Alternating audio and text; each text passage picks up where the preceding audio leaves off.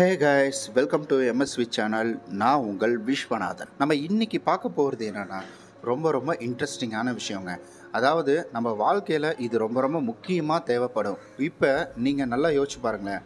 உங்களுடைய வாழ்க்கையில் யாராவது உங்களைய ஏதாவது ஒரு குறை சொல்லிக்கிட்டே இருக்கிறாங்களா?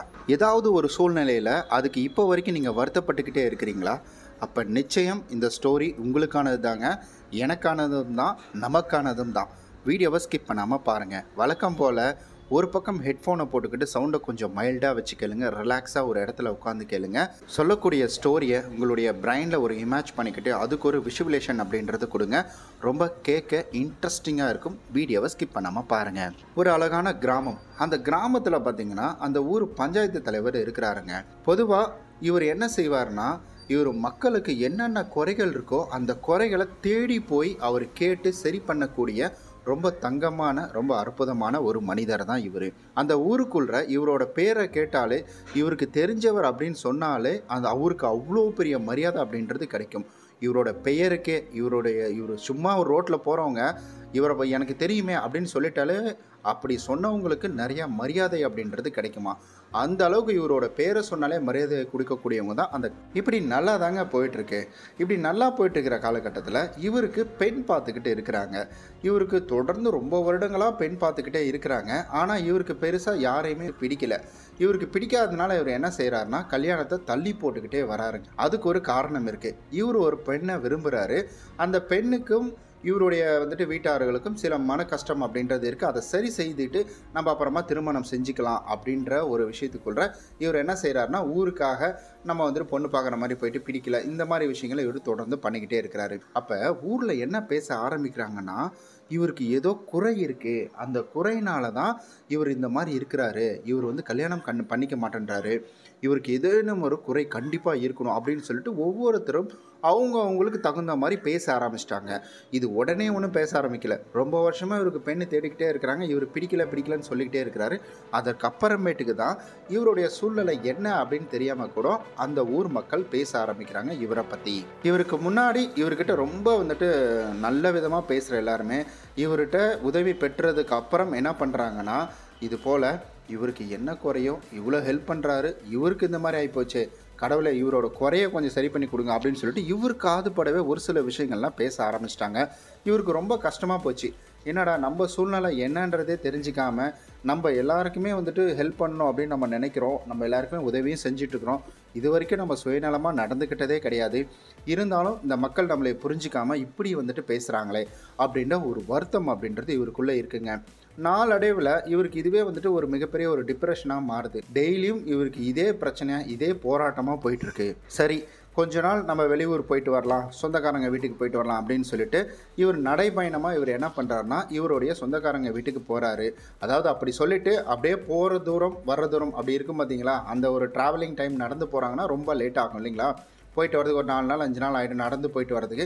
அந்த ஒரு ஐடியாவில் இவர் என்ன செய்கிறாருனா, இவர் நடந்து நடைப்பயணமாக போகலாம் அப்படின்னு சொல்லிட்டு முடிவு செஞ்சுட்டு இவர் அந்த நடைப்பயணத்துக்கு தகுந்த மாதிரி உணவுகளை எடுத்துக்கிட்டு இவர் என்ன பண்ணுறாருனா, நடந்து போக ஆரம்பிக்கிறாரு வேறு ஒரு ஊருக்காக, அவங்க சொந்தக்காரங்க ஊருன்னு சொல்லிட்டு.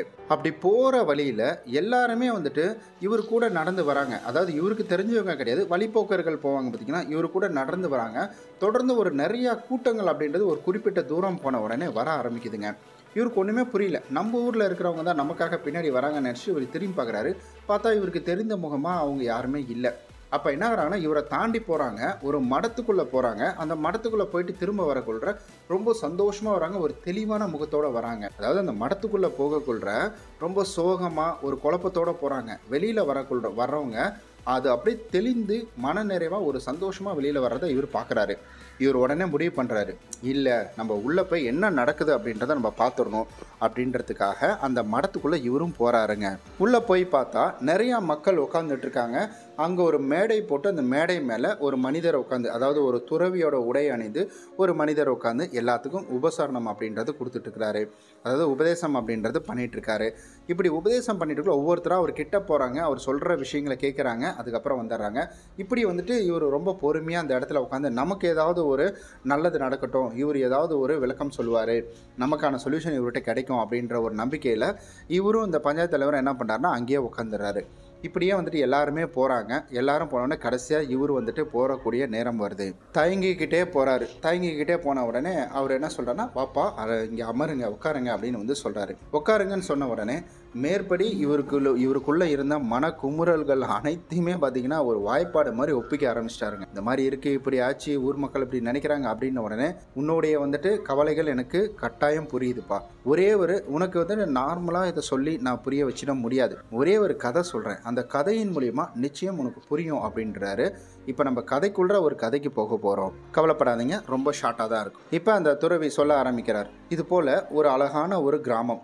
அந்த கிராமத்தில் ஒரு பையன் இருக்கிறான். இந்த பையனுக்கு என்னன்னா படம் வரைகிறது அப்படின்னா ரொம்ப ரொம்ப பிடித்தமான ஒரு விஷயம். இவன் ரொம்ப அழகாக வந்துட்டு படம் வரைவான், ரொம்ப தத்ரூபமாக படம் வரைவான். நிறைய வந்துட்டு பேர், நிறைய மன்னர்கள், நிறைய நாட்டுடைய வந்து தலைவர்கள் இவரை வந்துட்டு இந்த பையனை கூப்பிட்டு பாராட்டியிருக்காங்க. தத்ரூபமாக படம் வரைந்து கொடுக்கறதுல ரொம்ப வந்துட்டு கெட்டிக்காரன். இவன் என்ன பண்ணுறான்னா, ஒரு நாள் வரைந்த படத்தை எடுத்துகிட்டு போயிட்டு இவன் வந்து ரோட்டில் வைக்கிறான். ரோட்டில் வச்சுட்டு இந்த படத்தில் வந்துட்டு உங்களுக்கு ஏதேனும் ஒரு குறைகள் இருந்துச்சுன்னா அதை கட்டாயம் நீங்கள் பக்கத்தில் இருக்கக்கூடிய பலகையில் எழுதலாம் அப்படின்னு வந்துட்டு சொல்கிறாங்க. சொல்லி ஒரு போர்டை எழுதி போட்டு வந்துடுறான். போர்டை எழுதி போட்டு வந்ததுக்கப்புறம் அடுத்த நாள் போய் பார்க்குறான், ஒரு 100-150 பேர்கிட்ட ஏதாவது ஒரு குறைகளை சொல்லி அதில் படம் வரைஞ்சி வச்சுருக்கிறாங்க. இந்த இடத்துல இது குறை இருக்குது, இங்கே குறை இருக்குது, அங்கே குறை இருக்குது அப்படின்னு சொல்லிட்டு ஒரு 100-120 இடத்துல வந்துட்டு குறைகள் சொல்லி எழுதி வச்சுட்டு போயிருக்கிறாங்க. இதை பார்த்த உடனே அவனுக்கு ரொம்ப கஷ்டமாகிடுச்சு. இவ்வளோ பேர் நம்மளை பாராட்டினாங்க, இவ்வளோ பேர் நமக்கு எல்லாமே வந்து பரிசு கொடுத்தாங்க, ஆனால் இந்த மக்கள் நம்மளுடைய படத்தில் குறைகள் அப்படின்றத கண்டுபிடிக்கிறாங்களே அப்படின்னு சொல்லிட்டு ரொம்ப வருத்தமாயிட்டாங்க.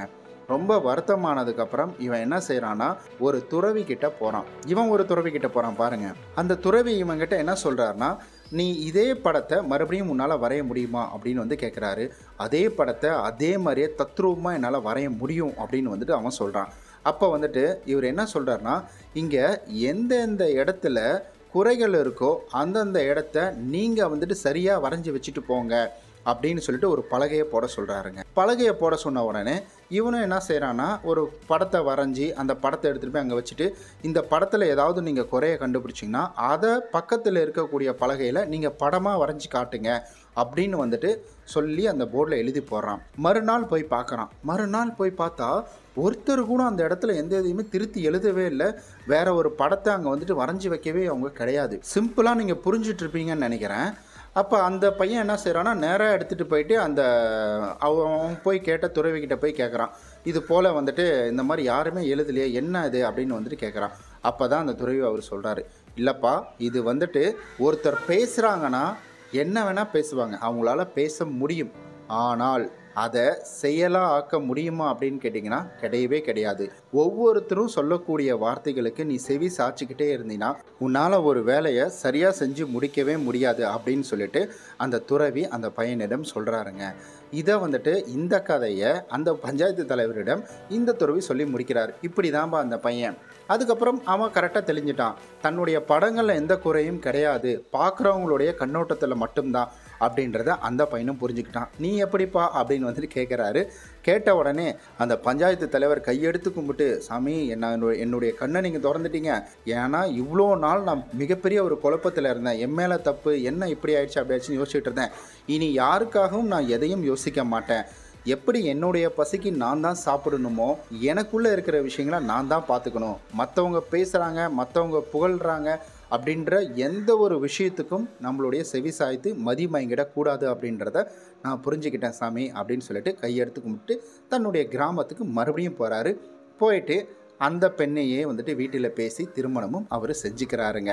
அப்புறம் மக்களுக்கு தெரிய வருது அரச புரசலாக, இது போல் இந்த பெண்ணுக்காக தான் மற்ற பெண்கள் எல்லாம் தட்டி கழிச்சிட்டு இருந்தார் அப்படின்றது.